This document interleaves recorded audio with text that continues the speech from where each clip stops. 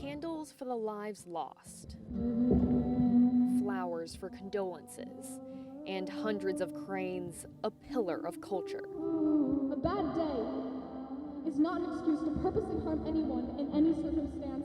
People of all races and religions collectively grieving and collectively angry. And I challenge myself and everyone here to fight every single day against anti-Asian hate. This vigil for the Atlanta shooting, organized by Scarsdale high schoolers, a generation that sees the victims reflected in their own parents and elders, a generation that's standing up in a culture where speaking out is not the norm. This Atlanta shooting was representative of something that has been really boiling for a long period of time and really exploded. Let us follow the lead of young people.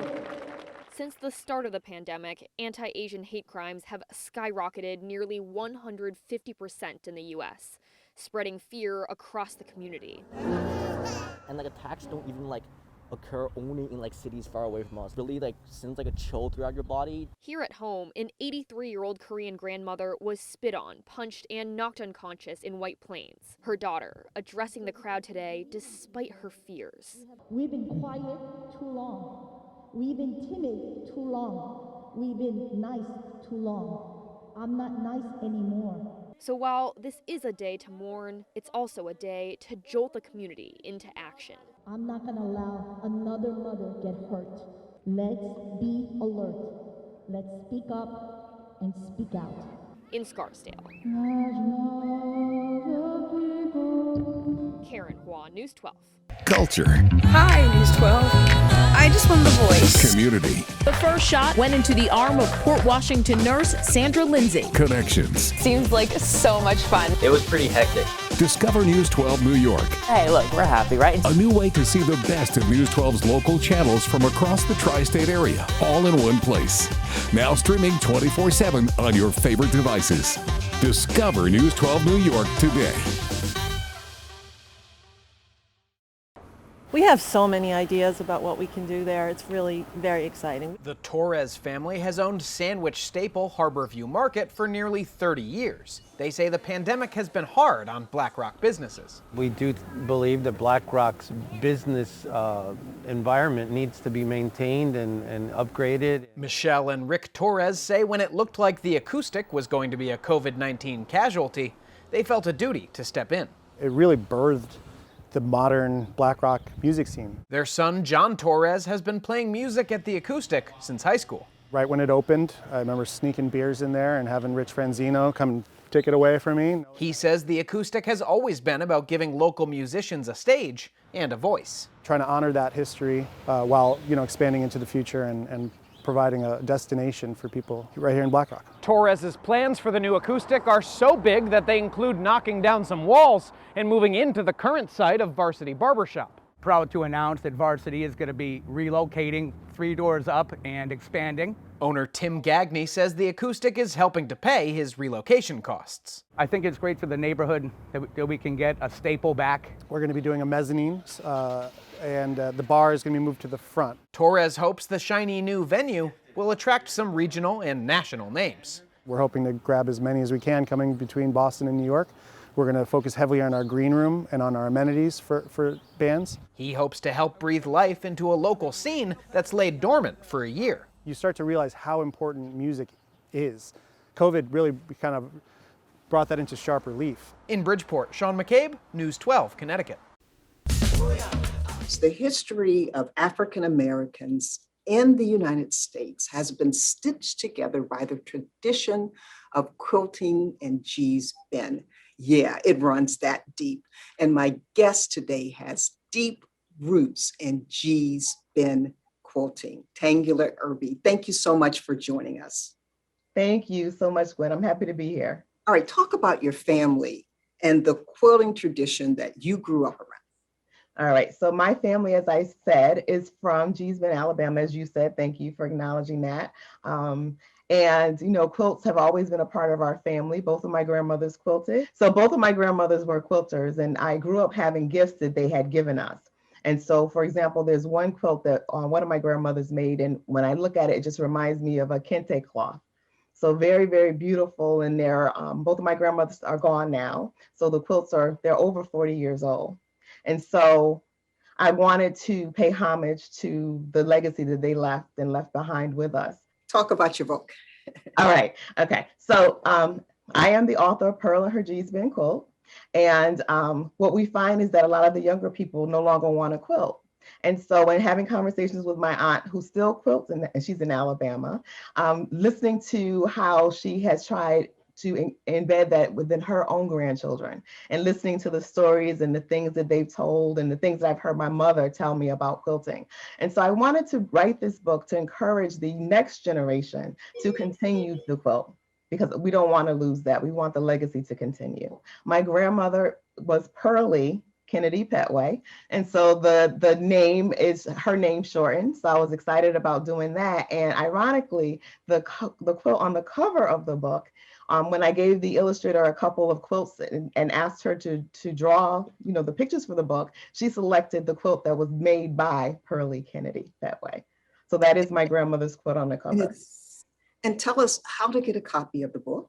Okay, if you would like a copy of the book, it is available at Walmart online, Books A Million online, Barnes & Noble online, but you can visit me on my website, www.gsbenmade.com. Alrighty, well, thank you so much for helping to keep this tradition alive, truly one of the legacy traditions of African-American families. Thank you again. Yes. Thank you for having us. And we want to thank you for watching our lives, and we hope to see you the next time. You do not have to hop on a plane to enjoy some authentic Jamaican food. News 12 Long Island's Doug Geet explains in today's edition of We're Open. From the classics, this is a color gold, to the lesser known, Jamaica call it pop chow, to the creative, sweet potato muffins with coconut. It is real, down-to-earth, authentic Jamaican food. Jerk pork, yes. And this is a real family affair. This is Shady's Jamaican Takeout Restaurant in Riverhead, and We're open! I came here in 1990. Shane Hope bounced around the metro area when he first came here from his native Jamaica. He worked in a family member's Jamaican restaurant in the Bronx, then decided to open his own. He chose Riverhead. It's quiet, peaceful, and everything, so it wasn't no Jamaican restaurant around here, so I said probably that would be a good thing to do.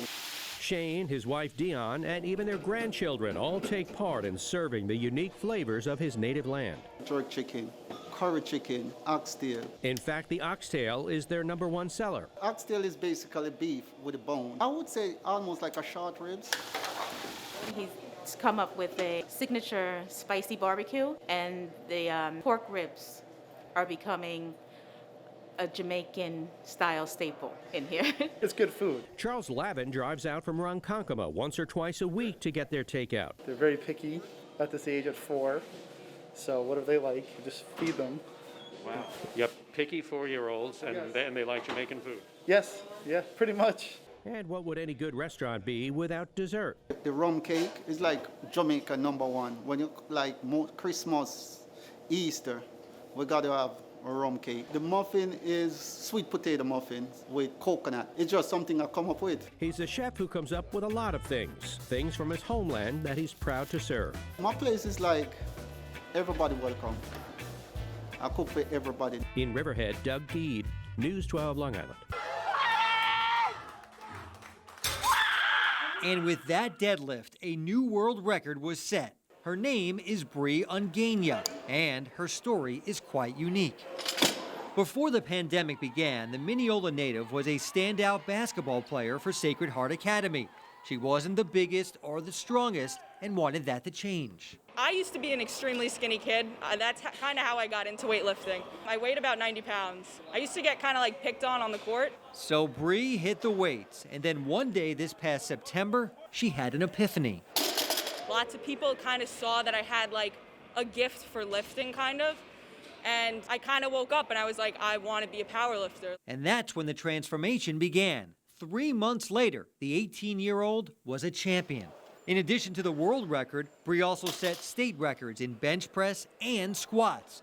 So how did a skinny young girl become a champ so quickly? I've always been driven. I want to be different from others. I feel like in order to be great, you have to be different. And powerlifting, I feel, makes me different from everyone else. And her mom couldn't be any prouder. Whenever somebody challenges her, that's when you're just like, oh my God, she's gonna have to try to do it now. So she will give it 100%. She breaks the mold when it does come to teenage girls. Bree's passion has turned into a lifestyle. She started an apparel company called Fearless, and she hopes to be an inspiration for future female powerlifters. It's not normal for girls to do it. And I feel like since I started, I want to motivate others to lift weights too. Jamie Stewart, News 12, Long Island. Mercer County Community College, where a course on cannabis industry business is backed by popular demand online, of course, and this after seeing high enrollments post its inaugural class.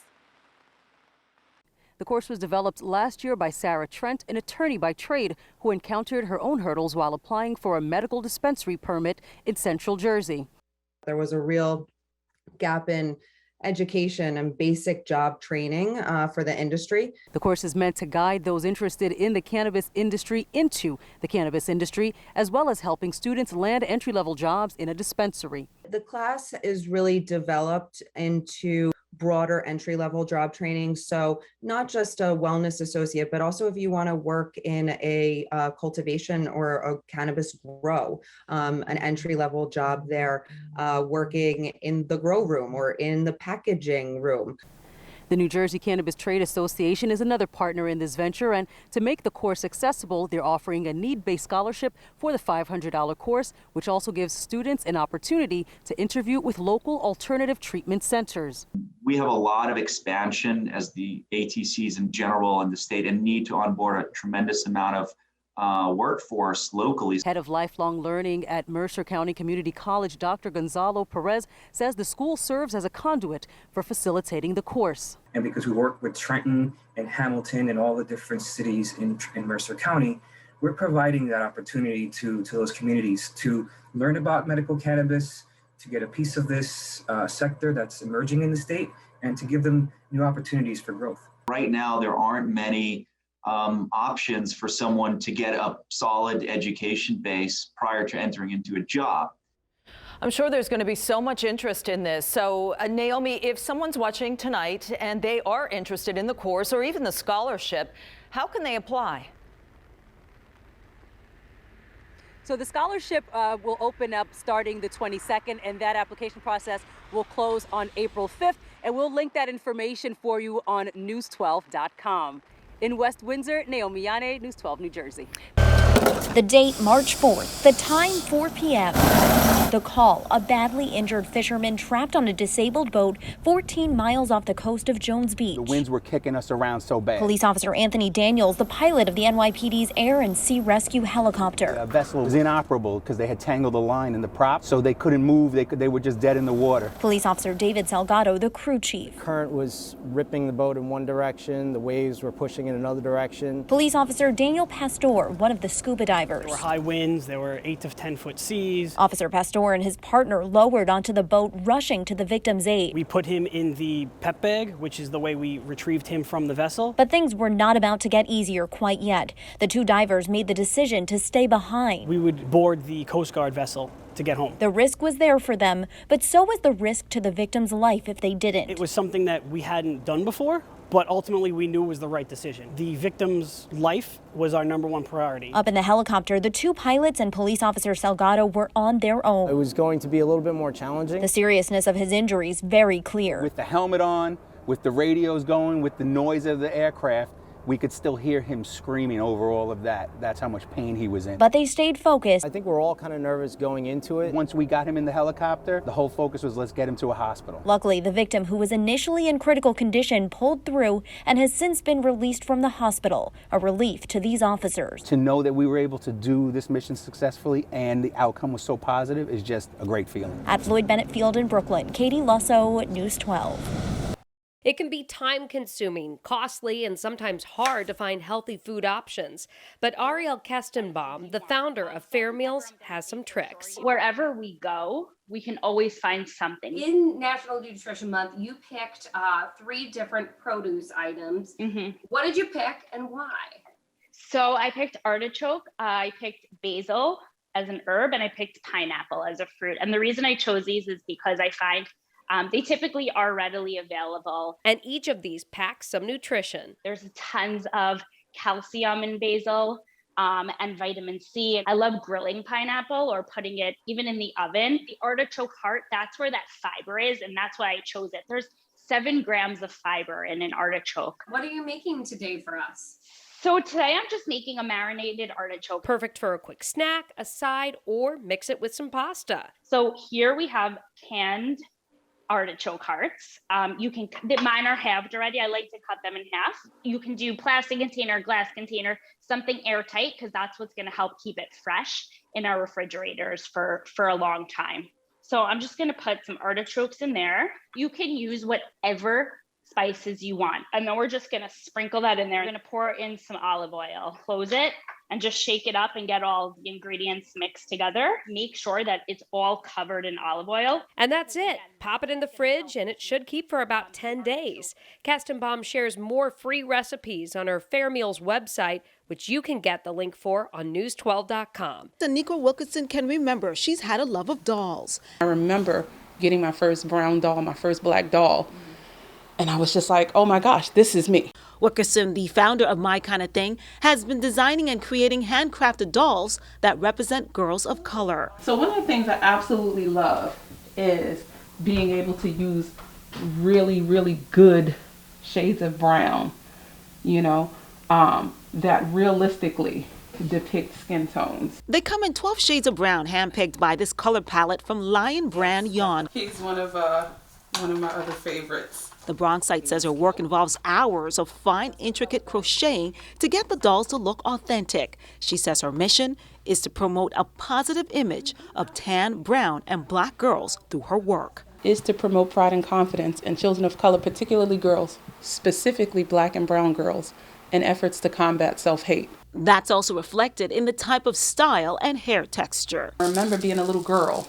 Every time I had beads, oh my gosh, I could not stop shaking my head. Have you ever seen a doll with bantu knots? How cool is that? Being able to do hairstyles that realistically reflect and depict the styles that we wear. The dolls not only make a statement in how they look, but also their cause. This one, an essential worker, and this doll dedicated to Breast Cancer Awareness Month. Among the many handcrafted dolls here to help promote diversity and combat colorism. In Melrose, Carmen Grant, News 12.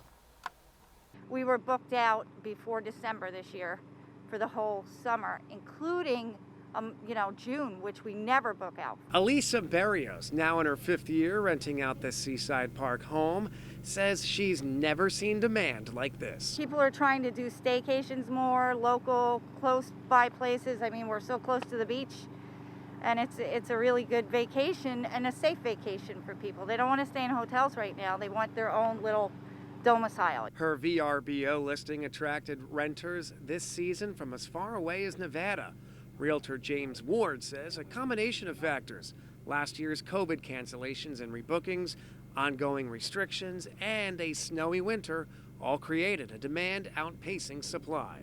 It's great news for people that are paying top dollar for homes right now. They're doing better than they thought they would if they rent a few weeks out, let alone the full summer season. So yeah, people are doing very well.